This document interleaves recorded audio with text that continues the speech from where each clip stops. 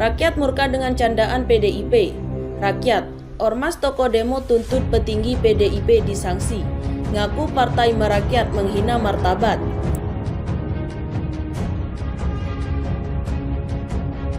Simbol dari PDIP lah ya, sebagai luapan bahwa kalau menolak PDIP, menolak HIP itu seolah dia ya harus emosinya juga dilontarkan kepada PDIP, dan simbol menolaknya itu adalah, jadi nggak masuk kualifikasi penghinaan, itu sebagai ekspresi penolakan terhadap RUU HIP yang HIP diduga sebagai sumbernya, idenya, gagasannya, dan orang-orang yang terlibatnya adalah orang-orang PDIP. Artinya tidak usah lebay, tidak usah berlebihan. Justru sekarang ada persoalan yang sangat penting buat kita, menyangkut keutuhan NKRI. Makanya wajar umat ini marah, wajar rakyat Indonesia ini marah.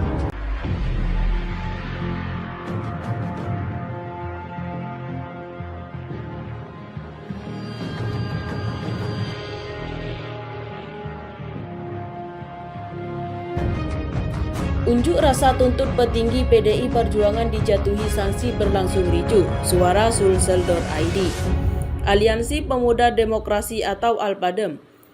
Kota Bau-Bau berunjuk rasa di Bandara Betoambari Bau-Bau, Senin 27 Juni 2022. Mengutip telisik.id, jaringan suara.com, unjuk rasa berlangsung ricuh ketika puluhan massa aksi mencoba menerobos masuk pintu bandara. Mereka ingin bertemu kepala bandara guna meminta klarifikasi terkait kelanjutan kasus Ketua PDI Perjuangan Ruton Selatan Laude Arusani. Suasana semakin ricuh ketika massa aksi melakukan perlawanan atas tindakan sejumlah pegawai bandara yang memaksa mereka untuk tidak masuk ke dalam bandara. Aksi saling dorong tak terhindarkan. Suasana akhirnya dapat terkendali setelah massa aksi memutuskan melanjutkan aksinya ke Polres Bau-Bau. Dalam orasinya, Jenderal Lapangan Rahmat Rafi menduga bila terdapat kong kali kong terhadap penyelesaian kasus ini, karena hingga kini pihak bandara tidak menurunkan penyidik pegawai negeri sipil atau PPNS dalam menuntaskan kasus kriminalisasi tersebut. Sementara beberapa waktu lalu, pihak bandara memberi saksi kepada salah satu penumpang yang ketahuan melanggar aturan penerbangan di wilayah otoritas Bandara Betoambari. Sejak bandara ini berdiri, sudah ada 2 kasus. Pertama soal merokok dan sekarang candaan bom. Kenapa kasus merokok itu diproses sampai tingkat pengadilan sementara Arusani tidak? Tanya Rahmat Rafi. Di tempat yang sama, Ketua Alpadem Kota Bau-Bau, Jasmine, menilai kasus ini adalah gambaran terkait buruknya kinerja pihak bandara dalam menerapkan aturan penerbangan. Ini adalah aksi kami yang kedua, maksudnya. Kalau kasus ini serius ditangani, tidak mungkin kami aksi. Kami aksi ini lantaran tidak ada kejelasan hukum terhadap pelakunya, terangnya. Ia mengaku bakal kembali melakukan aksi dengan sejumlah massa yang lebih besar lagi apabila pihak otoritas bandara tidak segera menyelesaikan kasus tersebut. Ini soal hukum, karena itu kami minta pihak bandara segera menurunkan PPNS, sebebernya. Massa kemudian melanjutkan aksinya di Polres Bau-Bau. Di sana mereka meminta penjelasan pihak kepolisian terkait proses hukum terhadap kasus tersebut. Mereka menilai upaya damai dilakukan tidak menghapus tindak pidana yang dilakukan pelaku. Kapolres Bau-Bau,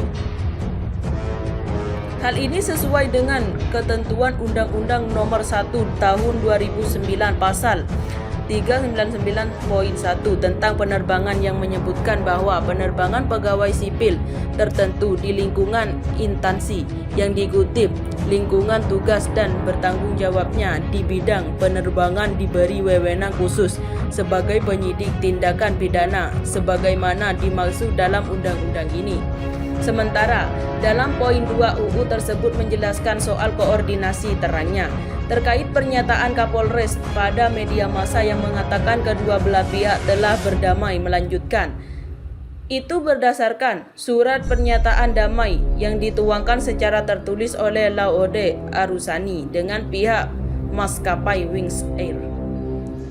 Yang pasti kami tidak memproses kasus tersebut karena menurut ketentuan kami tidak diberi wewenang, pungkasnya. Pengamat sebut Megawati kurang sensitif dengan realitas masyarakat karena candaan tukang bakso.